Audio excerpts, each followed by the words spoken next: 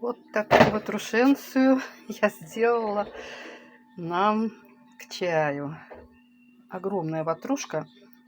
Почему я такую сделала большую? Ну, во-первых, потому что голову морочить не надо. На один как пирог получается. Сделала очень быстро, поставила в печечку. И вот она огромная получилась ватрушка. Ну и почему бы и нет. И также удобно. Режешь дольками и ешь с чаем, с кофе.